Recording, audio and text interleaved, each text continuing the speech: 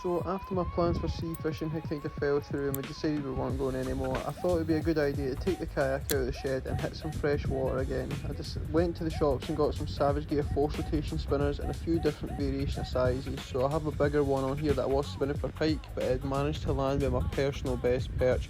I'm very glad that my plans had fell through because today was a really good day.